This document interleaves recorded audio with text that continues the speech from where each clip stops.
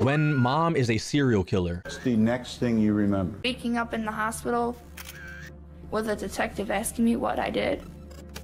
The voice you've just heard is Ashley Wallace. The audio was recorded on January 14th, 2009. 1 year earlier, Ashley lived a happy life with her sister Bree.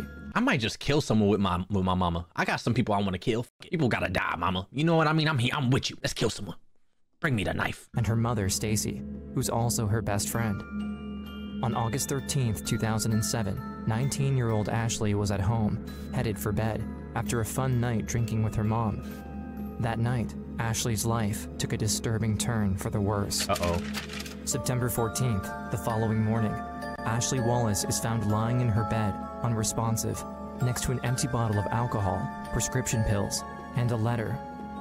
In the letter, Ashley confesses in detail to 2 murders, one of David Castor, the other of Michael Wallace, Ashley's own father. The problem is, Ashley didn't write that letter. In 2007, the quiet community of Clay is forever shaken, and what happened to Ashley that night will uncover one of the most disturbing serial killers the state of New York has ever seen.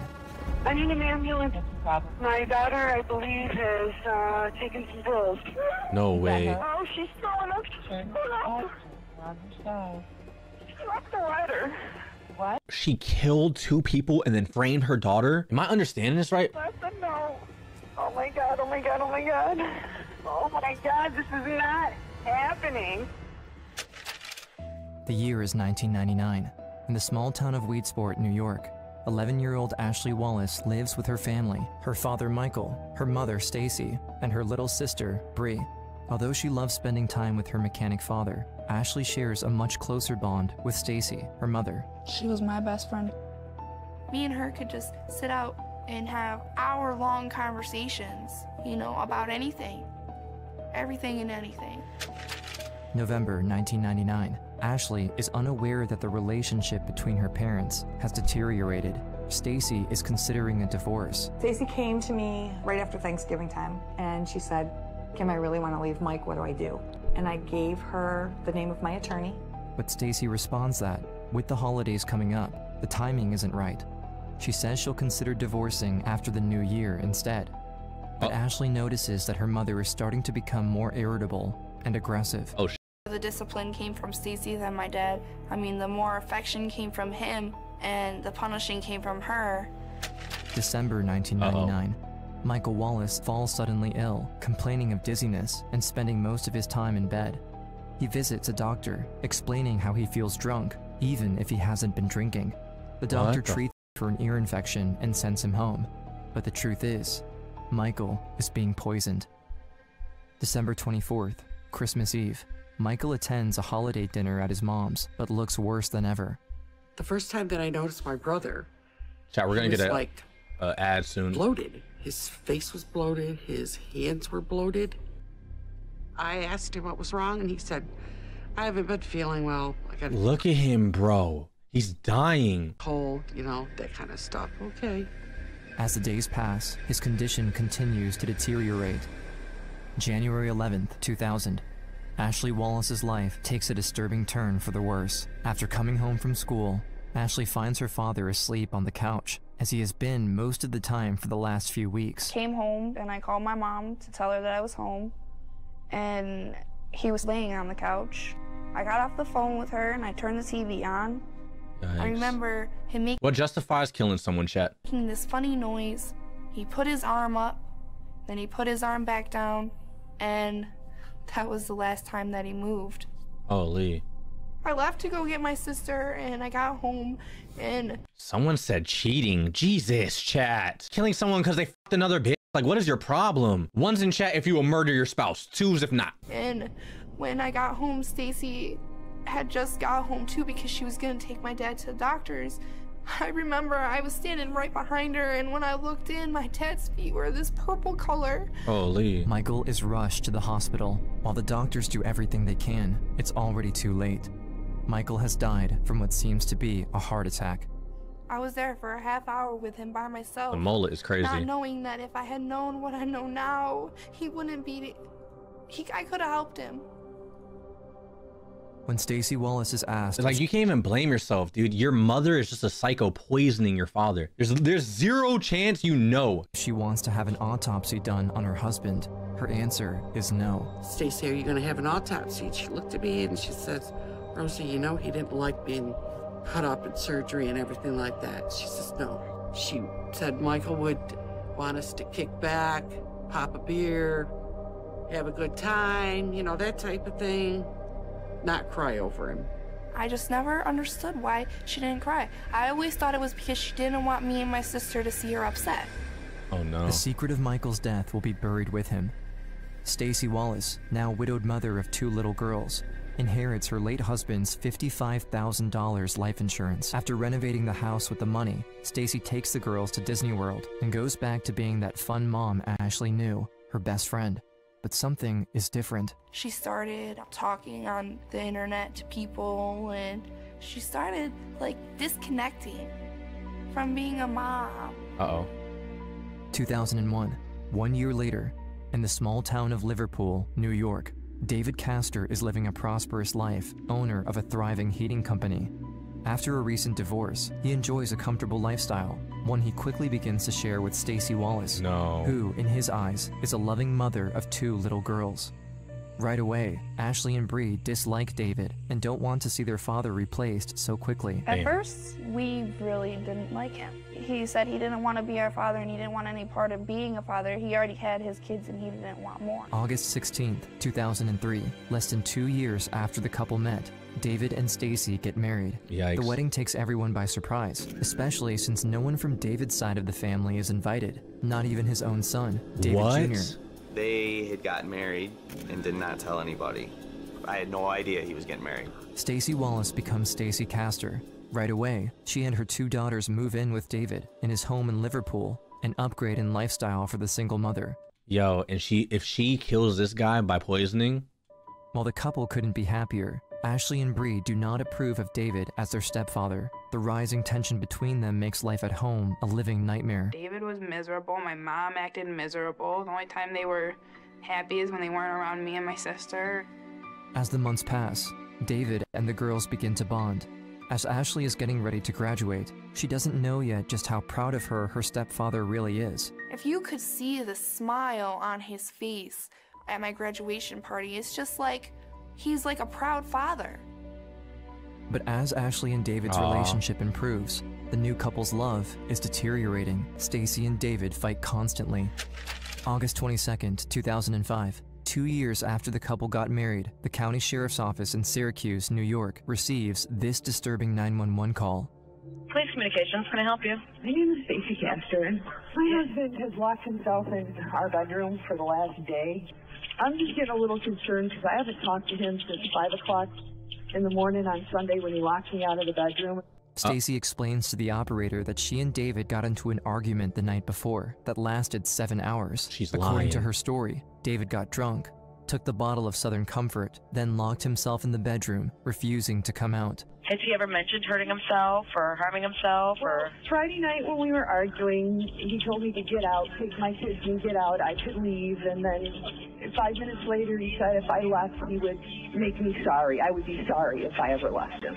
Right away, the operator dispatches police to the Castor home. Okay, don't cry. We're gonna check on him, make sure he's okay. Maybe he's depressed. Are you guys going through something right now? Well, his father died a month ago, and he's been kind of weird acting the last month. When the sheriff's deputies arrive on site, they break into David's room to find him lying face down, naked on the bed. On the nightstand next to the bed was a short glass, half full of a green liquid. She didn't even get rid of the evidence? She just left it there? Police find on the floor next to the bed an open bottle of antifreeze laying on its side. Is this serious? Emergency medical personnel pronounce David dead at the scene. The scene makes it look as though David took his own life after locking himself in by drinking a lethal dose of antifreeze. My gut was telling me that there was something more going on with this. It just wasn't right. One deputy discovers in the kitchen trash can a turkey baster with green fluid inside. Oh, if this has got antifreeze in it, this bitch was using a turkey baster. How do you leave the like, if you're going to kill someone, get rid of the evidence, lady. what's it doing in the kitchen trash when he's locked himself in the bedroom. As the body is brought in for an autopsy, Stacy is taken to the sheriff's office for further questioning. She calls Ashley to tell her the news. Stacy gets on the phone, and she had sounded like she was upset and everything. So I was like, what is it? And she's like, David passed away. How does this happen again? Like, how do you lose someone that's such a big part of your life again?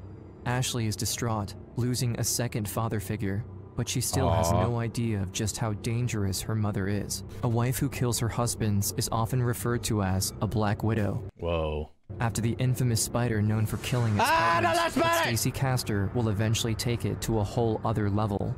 While the investigation of David's death awaits further forensic results, Stacy walks free. As David's will is read, it says he leaves everything to Stacy, his company, his house, all his vehicles, and nothing to his own son, David Jr. I don't even believe my name was mentioned in it. My first feelings on that were my father really did not like me. I thought he was just pissed at me, like, wanted nothing to do with me and never wanted anything to do with me again.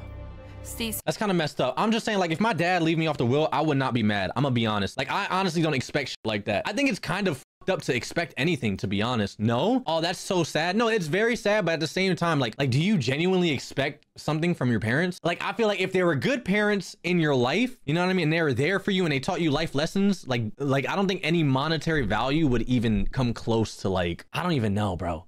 I feel like it would honestly piss me off more. I would be more saddened. She started taking me and my sister on a trip. Now she was actually spending time with us and spending money on us and wanting to be our friend again. Yikes. The year is 2006, 1 year after the death of David Castor. Detective Spinelli receives the forensic evidence from the case. Results show the turkey baster contained antifreeze inside and David's DNA at the tip. And the glass that was filled with antifreeze had 3 fingerprints on it, all of them belonging to Stacy Castor. At that singular point right there, my thought processes go from probable suicide to almost certainly a homicide. Blood tests also show inconsistencies with what Stacy had told the 911 operator. She claimed David had gotten drunk that weekend. Friday night, he got heavily intoxicated, slept through the day on Saturday. Yet results show no trace of alcohol in his blood. District Attorney William Fitzpatrick, along with Detective Spinelli, are now convinced that David Castor was murdered by Stacy. But in order to be sure, they need more than a few prints. He's a dumbass criminal, dude. How don't you wear gloves? How don't you throw out the evidence? This deserved to get caught. I'm gonna be honest. If you're gonna murder someone, do it right, dude. Holy amateur hour. A confession or an eyewitness. It's a massive process. I mean, we literally have to interview hundreds and hundreds of people. The ideal scenario would be to interview Stacy's first husband, Ashley and Bree's father, Michael Wallace. It turns out we can't talk to him because he's dead. And that's when the trouble for Stacy Castor really starts. September 7th, 2007, 2 years after David Castor's death, Stacy Castor is asked to go to the sheriff's office to meet Detective Spinelli for a second interview. I told her that we needed to close the case out one way or the other, and I need to have some questions answered. She seemed nervous. She was pacing. That's when she learns that the detectives, along with the district attorney, have exhumed her first husband's body. They tell her that they found antifreeze in his body, just like in David Castor. Oh, they're digging up bodies is crazy. Then, Detective Spinelli asks her a question that will trigger a dangerous chain of events. And I said, Stacy, there's 2 glasses on here. Can you tell me which glass it was that you recall bringing into the room when you gave him cranberry juice? And she looked at it and said, well, when I poured the antifreeze, and then she stopped and said, I mean the cranberry juice. Yo, that is crazy. Those of us that were watching the interview went, oh my God. There was a Freudian slip that she couldn't control. And she said, I don't like this. You're trying to frame me. You're trying to pin this on me, and I'm done. And she stopped the interview. It was apparent that Stacy was extremely nervous. Holy shit. The next step would be to obtain wiretap on Stacy's phones. Stacy is now cornered. She knows the cops are going to charge her for both murders, unless she can outsmart them. Time is running out for Stacy, but what the investigators have not anticipated is just how far Stacy Castor is willing to go to hide her crimes. September 14th, 1 week after Stacy Castor was interviewed for the second time, the detectives listening to the phone taps in Stacy Castor's house are faced with a disturbing scene. The investigators who are listening on the wiretap hear a 911 call from Stacy Castor. I need an ambulance. What's the problem? My daughter, I believe, has taken some pills. Is she conscious? Yes, she's normal. I'm leaning over her. Ashley is having She murdered her own daughter. That is wild, chat. trouble, I think. It sounds like there's something in her throat.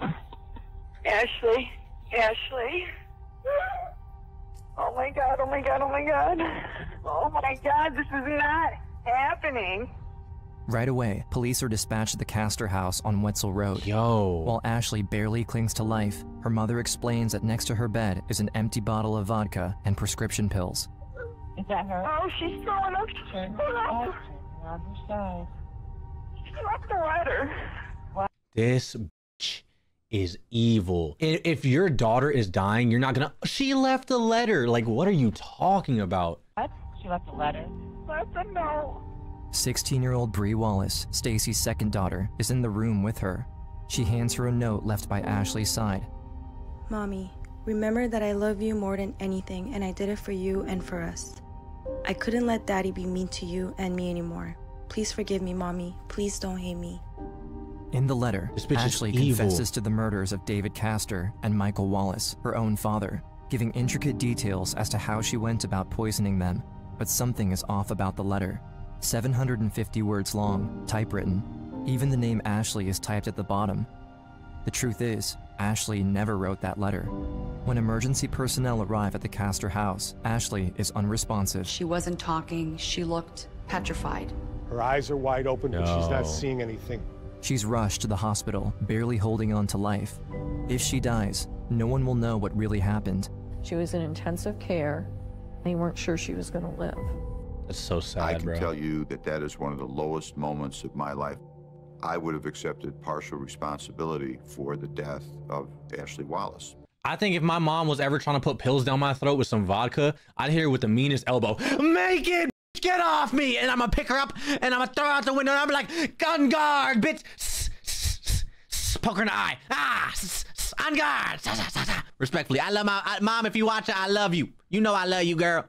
But if you was trying to kill me, bitch, it's on. Just to believe. I'm gonna be like, who washing these dishes now? On guard! You know what I mean? I'm beating your ass respectfully. I'm taking all them whoopers that you gave me. I'm beating your ass for real. I'm sorry. But while the letter left at Ashley's side tells in detail how Michael Wallace was murdered, Ashley was only 11 years old at the time. Could a child formulate such an elaborate scheme? The carefully laid plan by Stacy Castor nearly has investigators convinced. But regardless of what the officers think, because they have a confession in hand, unless Ashley wakes up, she will be accused of the murder of both her fathers, and Stacy Castor will walk free after killing her own daughter and framing her for murder. My biggest fear was that Ashley was gonna die. Detectives are at the hospital around the clock, surveilling Ashley's room, waiting for her to wake up. It was several hours for Ashley to work through whatever she had ingested and start to come out of it. I actually woke up in the hospital and I had no idea what day it was. I had no idea where I was. Before she can regain full consciousness, Stacy Castor fights her way through the guard, demanding to see her daughter. The next thing I remember is Stacy coming in and touching my hair. And I look up and I remember seeing a police officer standing right next to her. She said to me something like, "I'm sorry, I love you," and then she just left. For the first time, investigators finally get to hear how Stacy Castor attempted to frame Ashley for her own crimes. Ashley's story begins on September 12th, 2 days earlier. She went to finish her. The fucking police officer was there. She would have strangled her own daughter on the fucking hospital bed. I'm be honest, like if my life depended on it and I would get framed for a murder, I'm taking a pillow and I'm gonna be like, bitch, listen, I brought you in this world. I'm going to have to take you. No, Kenji, my fault. I'm sorry. I apologize. I'm just saying, hypothetically speaking, if someone has evidence on you and they're the only one, you might have to, you know, finish the job. Really nervous because it's my first day of school. I get to my class and a lady comes in and says that I needed to go down to the office. The one detective was from Cuyahoga County and he goes, "I don't know if you've heard, but we have exhumed your father's body and we found antifreeze in his system." What the detectives don't know is that Stacy already warned Ashley, making sure her daughter was on her side, manipulating her so she would be angry at the police instead. I'm gonna be okay, but I'm really freaking out right now. Oh my God. That bastard came to your school. Do you want me to come and get you? She gonna murder you. I have to be here. All right, calm down and go back to class, all right? I love you. I love you too. At around 5 p.m., Stacy makes a suggestion to Ashley to drink their troubles away. We've had a rough week, let's just get drunk. I was like, cool, you know? What kind of teenager wouldn't think that was awesome? When parents just gave you permission to drink. It was weird. Like, she's about to murder her other kid. Yo. Like how tired I actually got from finishing that drink. And so I told her I was gonna go lay down because I was about to pass out. Like, that's how drunk I felt off of one drink. September 13th, the next morning, Ashley wakes up with a horrible hangover. She goes to school, comes back, and again, Stacy suggests for them to drink. This time, she says, let's get really drunk. This bitch is killing her daughter. Her other one. She going 4 for 4, bro. Yo, she out here trying to get kill streaks, dude. She about to call in the UAV. Someone locked this bitch up. I could taste the vodka and it was very strong and it made me cringe. And I asked her if she could take it back and put either more orange juice in it or more Sprite in it. Stacy goes into the kitchen and brings her a straw. She tells her to put the straw into the back of her throat and to just drink it. Ashley does as her mother says and passes out. Later that evening, Bree comes back to find out her sister has been sleeping all day. I opened the door a little bit. My mom came out of like nowhere and closed the door. She's fine. I'm like, really? And like to me that was weird. Right then and there, I was like, are you sure she's okay? Mom's like, she's sleeping, and I hope she sleeps through the entire night. The next morning, Bree hears a strange noise coming from Ashley's room. She was making that noise when she was breathing out, and her eyes were all glassed over, and she had thrown up, and I called her name, and she didn't answer me, and I shook her, and she didn't wake up. Even though she wasn't like responding to anything, she looked scared. Did you think that you were losing her? I did. If it weren't for her sister Bree, Ashley would have died in her bed 10 minutes later. When Ashley wakes up in the hospital, both her and her sister Bree come face to face with a shocking new reality. Their mother just attempted to kill Ashley. When I woke up and should have finished the job. Now they're gonna come, they're gonna get swords, and they're gonna be like, Mother, we are here to avenge our father. And they're gonna attack her. Poke your eye. Kenji, sorry. I'm sorry. I apologize. saw that police officer standing there, I absolutely knew that I didn't do it. And she was the only one there, so it had to have been her. Upon hearing Ashley's story, District Attorney Fitzpatrick gives the order to immediately put Stacy Castor under arrest. We made the conscious decision to arrest her right there on the property of the hospital. But a Liverpool woman tonight is charged with killing her husband, and investigators say it appears this is not the first time. What shocked the community, the idea that a mother would attempt to murder her own daughter to save her own skin, to blame her for the murders of her two husbands. What could be more basic than a mother's love for her child? If you can't trust your mom, how the f can you trust anyone, chat? January 13th, 2009, Stacy Castor's trial begins. 1 year after her mother tried to kill her and frame her for murder, Ashley shows up in court. The prosecutor is District Attorney William Fitzpatrick. He's been preparing Ashley for this moment, but she's faced with an incredible challenge. Come face to face with her mother in court, the woman she trusted all her life, and who betrayed her. There were other parts of me that are still the little kid and were afraid of that mom look she was gonna give me, like, I am so disappointed in you that you're up there testifying against. I would love to testify against someone that can try to kill me. Oh my God, I'm snitching like a motherfucker. And I'm throwing insults. I don't care if I'm under oath, I'm lying. I don't give a fuck. I'm gonna be like, and she tried to kill my sister too, I seen it. And on top of that, she killed my guppy. She killed my little fish. I wanted a fish and she killed it. And she killed my doggy. She killed my doggy. And they'll be like, your dog's still alive. And I'm like, but she tried to kill my doggy. You know what I mean? I'm lying like a motherfucker. Kenji, what? Against me. The worst part is, Stacy Castor's only defense is to convince the jury that Ashley killed both her fathers. All Stacy needs is reasonable doubt from one jury, and she walks free. Fitzpatrick makes the bold move of calling Ashley to the witness stand as the first witness. I want to ask you about the day your dad died.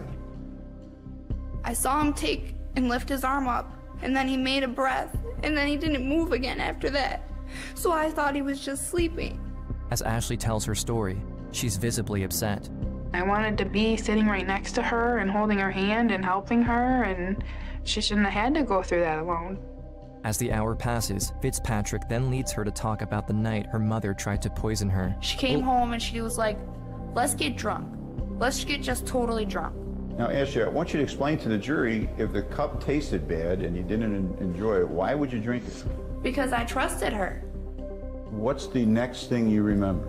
Waking up in the hospital with a detective asking me what I did. What did you drink? What did you do? What did you take? What did you write in that note? But I didn't know what he was talking about because I didn't write a note and I didn't take anything. The trial lasts for 3 long weeks. The evidence against Stacey Castor is overwhelming. Investigators collected forensic evidence from the home computer. It shows the letter was finished on September 12th at 2:27 p.m. Ashley couldn't have written that letter because she was at school. Yo! In fact, it was the same day she called her mom at home in a panic. Mommy, they came to my freaking school. They came to your school? The letter was written on Stacey's computer account, and she was the only one home at the time. I'd never seen anything like it before in my life. It's got detail about the death of David Castor. It's got detail about why Ashley tried to take her own life. Whoever wrote that note killed Mike Wallace and killed David Castor. It wasn't a note, it was a confession. And it was Stacey Castor that confessed in that note.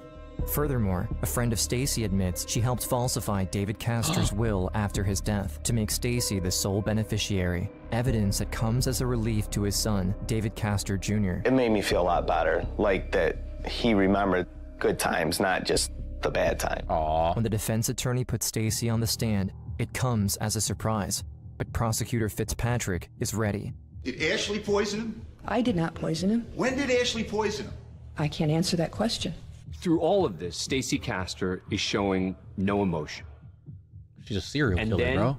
Prosecutor Fitzpatrick explodes. My God, you lost 2 husbands to poisoning. Your daughter has just learned that her father was dug out of his grave. Stacey Castor remains cool, calm, collected. Where did they get this motherfucker? Fiverr? Like who? Honestly, I would just roast a bitch with a calm demeanor. She wants to be calm, I'll be calmer. I'll be like a cucumber, you know? And I'm gonna be like, listen, miss, do you know whose turkey baster this is? Now question, do you know whose fingerprints this is? Yours again. Okay. Now question, when you squeeze that turkey baster into his mouth and then place that glass there, what were your thoughts? And she'd be like, I didn't place it there. And I'll be like, then why were your fingerprints there, miss? And that turkey baster, explain that to me. I would do it so cool. The case is now in the hands of the jury in the Stacey Castor murder trial. It's now up to them to determine if they've seen enough. Kenji, I'm gonna unsubscribe. Why are you mad at me? They've seen enough evidence. When the trial is over, it takes 4 emotional days for the verdict to come in. Ashley was standing in the hallway and someone had said we had a verdict and she just dropped to her knees on the ground. The people of the state of New York versus Stacey R. Castor, the jury's reached a verdict. As to count number 1, murder in the 2nd degree, what is the verdict? Guilty. Please? Guilty. Yes, sir. Yes, sir. 2. If she got out, she would be going crazy. She gonna kill everybody. Attempted murder in the 2nd degree, what's the verdict? Guilty. Stacey Castor is found guilty on all counts. She was sentenced to 54 years in prison. All I could do. Not life? What the is 54 years? She just took 2 lives and tried to kill her daughters. 54 fucking years? Was just cry because I was just so happy. What the f? You just feel this huge weight just being lifted right off of you. You're not just a danger to the general. Life is 25 years. No, if you're sentenced to life, you're sentenced to life, bro. What are you talking about? You're not just a danger to the general public. You're life 25. Wait, life doesn't mean whole years in jail, Kenji. Serving life in prison doesn't mean you're there for life. So I could go murder someone right now and I'll only get 25 years for taking a human life. This whole justice system is so dumb and beyond me. I'm not even gonna lie. Fucking terrible. Nah, you're right. 25 to life. Your chat speaking out there. Oh, you guys are so dumb. You guys are stupid as shit. Y'all are so dumb. Y'all are so, oh my God, I don't even know why I let you gaslight me. You guys are so stupid. It just goes to show, like, you have no idea what you're talking about ever at all. And you just talk out of your ass 24/7 chat. Leave this in for proof, for future proof, editor, so I could come back to this exact YouTube video and be like, yeah, my chat tries to gaslight me on stupid shit that they don't know what they're talking about every day, 24/7, and I believe them like a dumbass. You're not just a danger to the general public. You're a danger to the people who love you and are closest to you. True. And I believe that the sentence I'm about to impose will remove that danger once and for all. Honestly, that was the best day of my life. Because I knew that people knew that I didn't do it. I'm just glad it's over. And I believe that my brother was there by their sides. Aww. After the trial, Ashley and Bree moved on with their lives with the help of family and friends, but not without their share of struggles. Because of Stacy, whom she refuses to call mother anymore, she misses out on so many memories with her father. Damn. She took away my dad. She even took away David, who would have loved to walk me down the aisle. Aww. It's just heartbreaking. She says, as hard as it is to get up every day and put a smile on my face, I know that I have to, because if I don't, then Stacy won. I graduated from college. I got my associate's degree in accounting. I work at a CPA firm and I'm a bookkeeper. I would have never done any of that stuff if I still was with Stacy. I wake up and I'm happy every day. I couldn't change a thing that I'm doing right now. William Good for her. Fitzpatrick, who helped Ashley throughout the trial, has developed a close bond with her. He promised to walk her down the aisle the day of her wedding. Why were they acting when they were talking? I thought Stacy died because the way they were talking in past tense, like she was gone, bro. And I got so scared. I'm not gonna lie to you. Although it was never proven, Stacy Castor is suspected to have killed her own father in 2002, the same way she killed David Castor and Michael Wallace. Oh my God! And she still only got 54 years. After walking free of consequence for her crimes for years, she died in prison in 2016. Amen. Stacy never expected that her downfall would come from her own daughters. Ashley and Bree's love for each other defeated a serial killer. And now, living a full life is their best revenge. Nice, bro. This Amazing video. Dormitory on 100th Street in Chicago. Amazing video, bro. Jesus. I like true crime. I'm gonna be honest, I like true crime. I like when people overcome these crazy things, bro. If you guys want to watch more true crime, we have more YouTube videos on the YouTube channel, Kenji Plus. Feel free to check them out if you'd like, dude.